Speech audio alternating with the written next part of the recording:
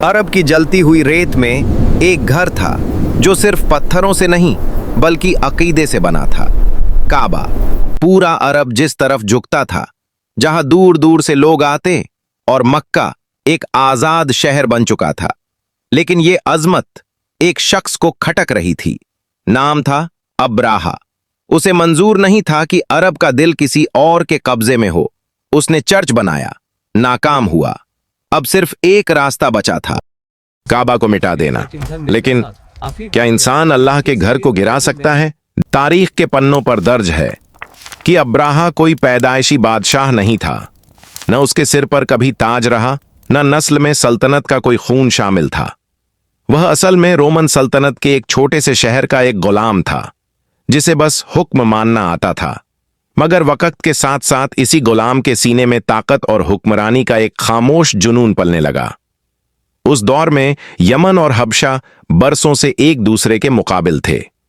Yemen पर यहूदियों का जोर था, जबकि हबशा एक ईसाई रियासत थी। मजहब और सियासत का यह टकराव सिर्फ अल्फाज तक महदूद नहीं था, यह तो एक खूनी जंग थी। जब यमन के यहूदियों ने हबशा के ईसाई इलाकों पर बेरहमी से हमला किया, तो रोमन सल्तनत, जो खुद ईसाई थी, खामोश नहीं रह सकी। सल्तनत ने फैसला किया कि अब सिर्फ बातें नहीं होंगी, अब तलवार बोलेगी। और इसी मिशन के लिए उन्होंने चुना अपने एक वफादार गुलाम को, अब्राहा। अरब के लोग हर साल दूर दराज के रेगिस्तानों को पार करके सिर्फ एक ही मकसद से मक्का आते थे, खाना-ए काबा का तवाफ।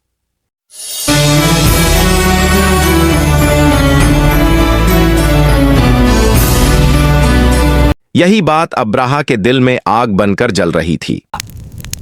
The gods will favor us. We shall be victorious in all our reign will be long and वह चाहता था कि अरब का हर सर झुके, लेकिन काबा के आगे नहीं, उसके बनाए हुए मंदिर के सामने। इसी जुनून में उसने अपनी राजधानी सना में एक ऐसा चर्च बनवाया जिसकी दीवारों में हीरे जड़े थे, छतों पर जवाहरात चमकते थे, और जिसकी शान और शौकत की मिसाल पूरे अरब में कहीं न थी। लेकिन अफसोस, उस चर्च में न सजदा हुआ, न तवाफ, न किसी दिल ने उसे कबूल किया। लोगों के कदम अब भी उसी तरफ उठते रहे जहां इब्राहिम अलैहिस्सलाम की यादें थीं। काबा। अल्लाहु अल्लाहु अल्लाहु। जब चर्च की शान भी लोगों के दिल न जीत सकी, तो अब्राहा ने आखिरी फैसला कर लिया। 1000 का लश्कर, हाथियों की गूंज, लोहे की झिरहें और ताकत का घमंड लेकर वह मक्का की तरफ बढ़ा। मक्का पहुंचकर उसकी मुलाकात हुई कुरैश के बुजुर्ग सरदार अब्दुल मुत्तलिब से। You ask for the return of your camels, but say nothing of your religion, which I intend to destroy. Abraha ने मक्का के ऊंट जब्त कर लिए थे, और जब अब्दुल मुत्तलिब सामने आए तो उन्होंने सिर्फ अपने ऊंटों की वापसी मांगी। अब्राहा जोर से हंसा और तंज किया, तुम अपने ऊंटों की बात कर रहे हो और मुझे लगा था तुम काबा की फिक्र करोगे।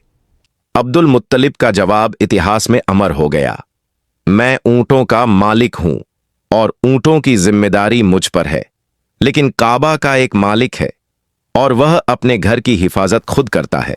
I will continue to trust in Allah. The future will be bright because Allah is with us, protecting our sacred land forever. उस एक जुमले में यकीन भी था, तवक्कुल भी, और अल्लाह पर मुकम्मल भरोसा भी। हमला शुरू हुआ। ढोल नगाड़ों की आवाज, हजारों सिपाहियों की चीख पुकार, और सामने काबा, खामोश, अडिग, बेहरकत। अब्राहा ने इशारा किया, हाथी को आगे बढ़ाया गया, लेकिन वो हाथी जैसे जमीन से जड़ पकड़ चुका हो। कोड़े पड़े, आवाजें उठीं, मगर वो एक कदम भी आगे न बढ़ा। और तभी आसमान का रंग बदलने लगा। ऊपर से छोटे छोटे परिंदों के झुंड दिखाई दिए। हर परिंदे की चोंच और पंजों में छोटे छोटे पत्थर थे। कोई उन्हें रोक नहीं पाया। पत्थर गिरे, जिस पर पड़े वो मिटने लगा। किसी के बदन में जख्म उभरे, किसी की खाल गलने लगी, किसी की हड्डियां नुमाया हो गईं। सेना, जो अभी तक खुद को अजेय समझ रही थी, अब घबराहट, बीमारी और दहशत में बिखरने लगी।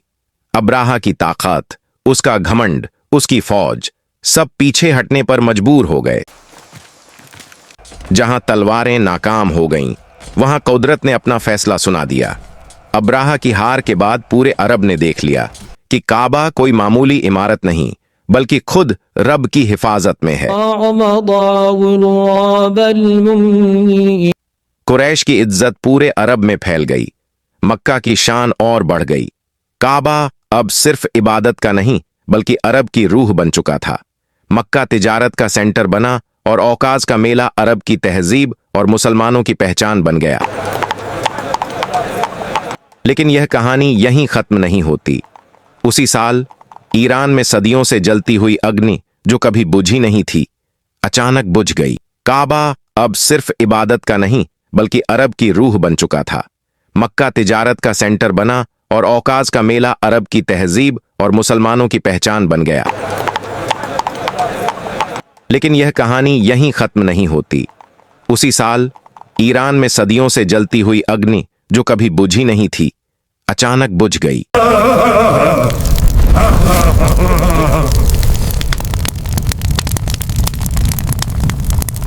और फिर पूरे अरब के अंदर अब्राह के किस्से आम होने लगे और किसी के जुबान पर सिर्फ अब्राह के हर के चर्चे थे कि कैसे अल्लाह ने खुद अपने घर काबा की हिफाजत की। और फिर उसी साल रब्बियुल अव्वल में दोनों जहानों के आका मोहम्मद सल्लल्लाहु अलैहि वसल्लम की विलादत हुए।